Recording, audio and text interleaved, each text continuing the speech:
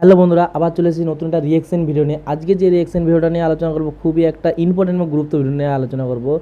আজকে যেই ভিডিওটা নিয়ে আলোচনা যে বিশ্বনবী যে ছাগল চড়ানোর একটা করুণ কাহিনী নিয়ে রিয়েকশন করব। এই রিয়েকশনটি মির্জানুর রহমান আজারির বক্তব্য। তো চলুন মন দিয়ে ভিডিওটা দেখুন মির্জানুর রহমান আজারি কি বললেন বিশ্বনবী ছাগল চড়ানোর করুণ কাহিনী সম্পর্কে। সেই সম্পর্ক নিয়ে আজকের একটা ভিডিও রিয়েকশন দিয়ে চলেছি। ভিডিওটা অত্যন্ত খুবই একটা ভালো ভিডিও হতে চলেছে, তোমরা মন দিয়ে ভিডিওটা দেখুন। তো চলুন তাহলে ভিডিওটা দেখা যাক। বিষ্ণু ইসা ইসলাম বললেন, মা বাআসাল্লাহু নাবিয়্যান ইল্লা রাআল গানাম। এই পৃথিবীতে এমন কোন নবী নাই যেই নবী বকরি চড়ায় নাই। কি চড়ায় নাই? বকরি রে আপনারা লক্ষ্মীপুরের ভাষায় কি বলেন? কি বলেন? ছাগল।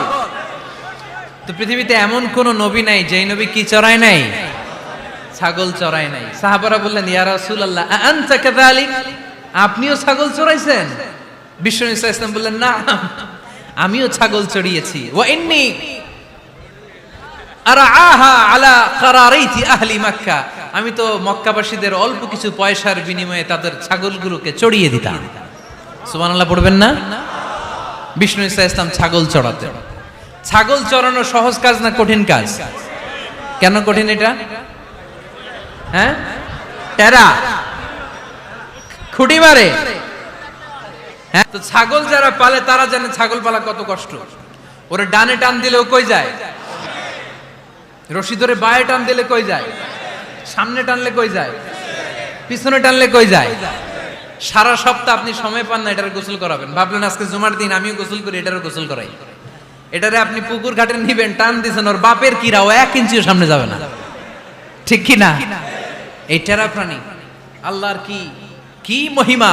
আল্লাহ তাআলা পৃথিবীর সবচেয়ে শ্রেষ্ঠতম মানুষদেরকে ছাগল চড়িয়ে ছেড়েছেন। ঠিক কি না? মা বাআসাল্লাহু নাবিয়্যান ইল্লা রাআল গানাম। এই পৃথিবীতে এমন কোন নবী ছিল না যে নবীরা ছাগল চড়ায় নাই। আল্লাহ বুঝাতে চাইলেন ছাগল চড়ানো অনেক কষ্টের কাজ, অনেক ধৈর্যের প্রয়োজন। এখন নবীরা তোমরা ছাগল চড়াও, কিছুদিন পর ছাগলের চেয়েও টেরা জাতি মানুষ চড়াইতে হবে। মানুষের মধ্যেও টেরা আছে না নাই? ভালো বললে ভালোটা বুঝে না, ডানে যেতে গেলে বায়ে যায়, বায়ে যেতে বললে ডাইনে যায়, এরকম আছে না নাই? সম্মানিত ভাইয়েরা, সমস্ত আম্বিয়া আলাইহিমুস সালাম ওনারা কর্মঠ ছিলেন। সাইয়েদনা আদম আলাইহিস সালাম নিজ হাতে চারা গাছ রোপণ করে চাষাবাদের কাজ করেছেন। সুবহানাল্লাহ পড়েন। সাইয়েদনা ইব্রাহিম আলাইহিস সালাম চাষাবাদের কাজ করেছেন। সাইয়েদনা দাউদ আলাইহিস সালাম নিজ হাতে যুদ্ধের জন্য যে পোশাক পরতে হয়, যেটা পরলে গায়ের মধ্যে ছুরি মারলেও ঢুকে না, ওই শিরস্ত্রাণ বানিয়েছেন, নিজ হাতে তলোয়ার বানিয়েছেন। সুবহানাল্লাহ পড়েন। সাইয়েদনা মূসা আলাইহিস সালাম ছাগল চড়িয়েছেন। সাইয়েদনা মূসা আলাইহিস সালামের মেজাজ নরম না গরম? নবীদের মধ্যে সবচেয়ে বেশি মেজাজওয়ালা নবী ছিলেন মূসা আলাইহিস সালাম। উনিও 8 থেকে 10 বছর সাইয়েদনা শুআয়ব আলাইহিস সালামের এরিয়াতে ছাগল চড়িয়েছেন। চিল্লায়ে বলেন সুবহানাল্লাহ। এজন্য নবীরা যেহেতু কাজ করেছেন, কর্মঠ ছিলেন, আমরাও কর্মঠ হব। ঠিক কি না? সাহাবারাও কর্মঠ ছিলেন। বিশ্বনবীর সাহাবারাও ব্যবসা করতেন। সাইয়েদনা আবু বকরের বিশাল ব্যবসা প্রতিষ্ঠান ছিল। সুবহানাল্লাহ পড়ে। আপনারা হজ উমরা করেছেন কে কে দেখি? করছেন? মাশাআল্লাহ। যারা করে নাই আল্লাহ তাদেরকেও আল্লাহর ঘর জিয়ারতের তুমি নসিব করো। বিশ্বনবীর মাকবারার সামনে দাঁড়িয়ে আমরা যেন সালাম পেশ করতে পারি, তুমি নসিব করো। বাইতুল্লাহ শরীফে এবং মসজিদ নববীতে আমরা যেন সালাত আদায় করতে পারে, আল্লাহ তুমি নসিব করো। সাইয়েদনা আবু বকর রাদিয়াল্লাহু তাআলা আনহুর ব্যবসা প্রতিষ্ঠান ছিল মক্কার কাবা ঘরের পাশেই। ওনার ব্যবসা প্রতিষ্ঠানগুলো যেখানে ছিল ঠিক ওইখানে সৌদি সরকার এখন শপিং মল বানিয়ে দিয়েছে, মাতজার আবু বকর। মক্কা শহরের যেখানে বহিরাগতরা এসে ওখানে ছাগল, ওখানে ঘোড়া, উট এগুলো রাখতো, আস্তাবল রাখতো। ঘোড়া আর উট যেখানে রাখা হতো ঠিক ওই জায়গায় সৌদি সরকার ওটার পার্কিং লট বানায় দিচ্ছে। মানে যেখানে আগে সাহাবাদের ব্যবসার জায়গা, ওইখানে বর্তমানে শপিং মল। যেখানে আগের সময়কাল সাহাবারা উট আর ঘোড়া রেখে বাঁধতো, ওইখানে এখন গাড়ি ঘোড়া রাখার ব্যবস্থা করা হয়েছে। সাইয়েদনা আবু বকর অনেক বড় ব্যবসায়ী ছিলেন। ওনার নিজ টাকা দিয়ে হাবাসা থেকে আসা সাইয়েদনা বেলালকে তিনি 20,000 স্বর্ণ মুদ্রা দিয়ে উমাইয়া ইবনে খালাফের কবল থেকে তিনি মুক্ত করেছেন। সাইয়েদনা উসমান যুন্নুরাইন বড় ব্যবসায়ী ছিলেন। নিজের টাকা দিয়ে মদিনার মুসলমানেরা পানি খেতে পারে না, বিইরে রুমা নামে একটা কুয়া ছিল, এই কুয়ার মালিক ছিল ইহুদি। মুসলমানেরা পানি খেতে গেলে সে বকা দিত, পানি খেতে দিত না। বিশ্বনবী বললেন, আমার সাহাবীদের মধ্যে এমন কি কেউ নাই নিজের অর্থায়নে বীরে রোমা কিনে মুসলমানদেরকে দিয়ে দিবে? সাইয়েদনা উসমান যুন্নুরাইন বলল, ইয়া রাসূলুল্লাহ, আপনার খেদমতে আমি হাজির। মুহূর্তের মধ্যে সাইয়েদনা উসমান যুন্নুরাইন নিজের অর্থায়নে বীরে রোমাটা কিনে মুসলমানদের জন্য সদকা করে দিয়েছে। তো ব্যবসা না করলে, কর্মঠ না হলে, উপার্জন না হলে সদকা করা যাবে? চিল্লায় বলেন, করা যাবে? সুনানে তিরমিজির বর্ণনা, বিষ্ণু ঈসা ইসলাম মক্কা থেকে যত সাহাবারা হিজরত করে মদিনায় এসেছে, মদিনাতে কোন না কোন সাহাবার সাথে বিশ্বনবী ভ্রাতৃত্বের বন্ধনে আবদ্ধ করে দিয়েছে। সুবহানাল্লাহ পড়েন। এজন্য মক্কা থেকে যারা এসেছে এদেরকে বলে মুহাজির। এদেরকে কি বলে? আর মদিনায় যারা ছিল এদেরকে বলে আনসার। এদেরকে কি বলে? আওয়াজ করে উত্তর দিবেন। মক্কা থেকে যারা এসেছে তাদের নাম মুহাজির, আর যারা মদিনার সাহাবী তাদের নাম আনসার। আজকে এই মাহফিলে লক্ষ্মীপুর এর বাইরে থেকে কারা কারা আসছেন দেখি?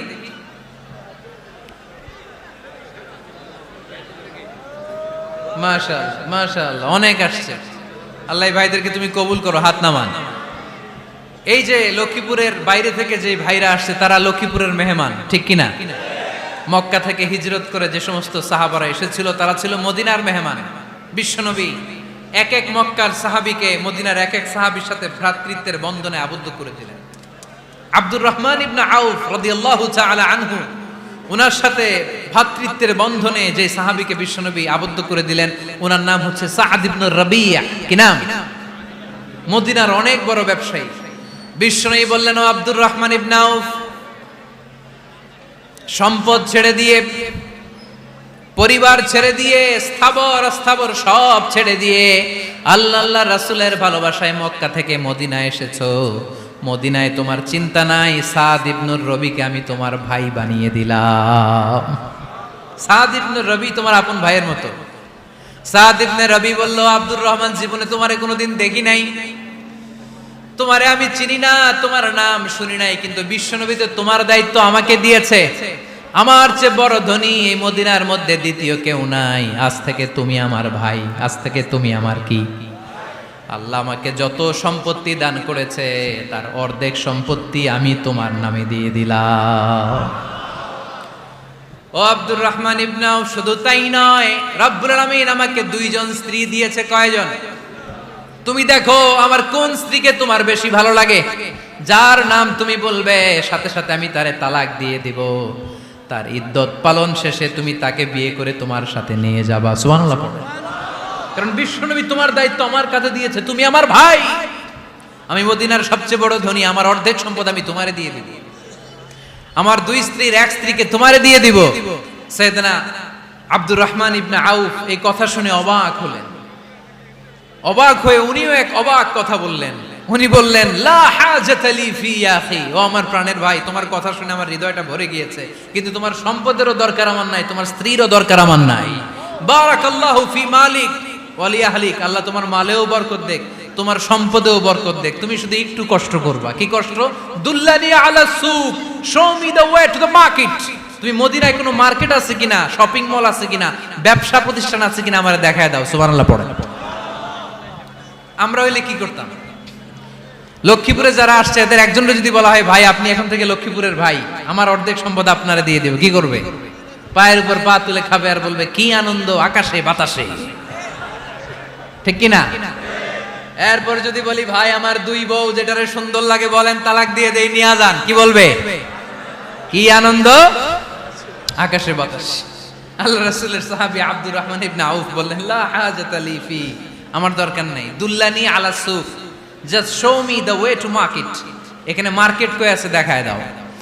অবাক হয়ে গেলেন সাদ বিন রবি, বললেন, ও আব্দুর রহমান ইবনে আউফ, ঠিক আছে, তুমি যদি নিতে না চাও তোমারে আমি জোর জবরদস্তি করব না। শুনে রাখো, মদিনাতে ইহুদিদের কয়নুকার একটা বাজার আছে।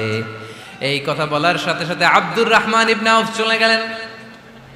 এর পরের দিন অল্প কিছু পনির আর ঘি দিয়ে ব্যবসা শুরু করলেন। পনির আর ঘিয়ের ব্যবসা করতে করতে করতে করতে ব্যবসায় তিনি এত লাভ করলেন, উনি বললেন আমি যদি কখনো মদিনার বালুর মধ্যে হাত দিতাম ওই বালুটারও সোনা বানায় দিত কে? দুল্লানি আলা সুক, লক্ষ্মীপুরের কর্মঠ যুবক ভাইয়েরা, এই আব্দুর রহমান ইবনে আউফ আমাদের প্রেরণা। উনি অন্যের ঘাড়ে পাড়া দিয়ে খেতে চায় নাই, আরেকজনের উপর ডিপেন্ডেন্ট বা নির্ভরশীল হতে চায় নাই। তিনি স্বাবলম্বী হওয়ার শিক্ষা লেসেন কিয়ামত পর্যন্ত গোটা বিশ্বের যুবকদের জন্য রেখে গিয়েছে। চিল্লায় বলো ঠিক কিনা? দুল্লানি আলা সুক, show me the way to market. Market কোথায় দেখাও। পনির আর ঘি নিয়ে ব্যবসা করতে করতে কয়েক মাসের ব্যবধানে ইতিহাস সাক্ষী সৈয়দনা আব্দুর রহমান ইবনে আউফ মদিনার বিশাল বড় বিজনেস ম্যাগনেটে পরিণত হয়ে গেলেন। চিল্লায় পড়েন আল্লাহু আকবার। এজন্য ব্যবসার ভিতরে বরকত ঢুকিয়ে দিয়েছে কে? বিষ্ণু বললেন আত-তাজিরা সাদুকাল আমিন মা'আন নাবিয়্যিন ওয়াস সিদ্দীকিন ওয়াশ শুহাদা ওয়াস সালিহিন। আমানতদার ব্যবসায়ী তারা সাধারণ কোনো মানুষ নয়, কিয়ামতের দিন নবীদের সাথে হাসর হয়ে যাবে। আপনারা যারা ব্যবসা করেন এটা সাধারণ বিষয় নয়। বিষ্ণু ইসলাম নিজেও ব্যবসায়ী ছিলেন। ওনার জীবনের প্রথমে তিনি খাদিজা রাদিয়াল্লাহু তাআলা আনহার ব্যবসার স্টাফ হয়ে কাজ শুরু করেছেন, এরপর নিজে ব্যবসা শুরু করেছেন। এরপরে খাদিজাতুল কুবরা রাদিয়াল্লাহু তাআলা আনহা সব সম্পত্তি বিয়ের পরে বিশ্বনবীর পায়ের সামনে ঢেলে দিয়েছেন। বললেন ইয়া রাসূলুল্লাহ, এই সম্পদ আমি আপনাকে দিয়ে দিলাম, আপনি ইচ্ছামতো দিনের প্রয়োজনে খরচ করেন। সুবহানাল্লাহ পড়েন। তো বন্ধু দেখতে পেলেন ভিডিওটা অত্যন্ত খুবই একটা ভালো ভিডিও হলো। আজকে যে ভিডিওটা নিয়ে রিয়েকশন করলাম অত্যন্ত খুবই ভালো। যে বিশ্বনবী ছাগল চড়ানোর যে ঘটনা, আজকে মিজানুর রহমান আজারির সম্পর্কে সমস্ত কিছু এই ভিডিওর মাধ্যমে একটা সমস্ত কিছু ঘটনা জানতে পারলাম। খুবই একটা ভালো আলোচনা করেছে মিজানুর রহমান আজারি, খুবই ভালো লাগলো। যদি ভিডিওটা আপনাদের কাছে ভালো লেগে থাকে তাহলে লাইক, শেয়ার এবং কমেন্ট করবেন। আমার এই চ্যানেলটিকে প্লিজ সাবস্ক্রাইব করবেন। ওকে, পরবর্তী আমি নতুন ভিডিও নিয়ে আসবো।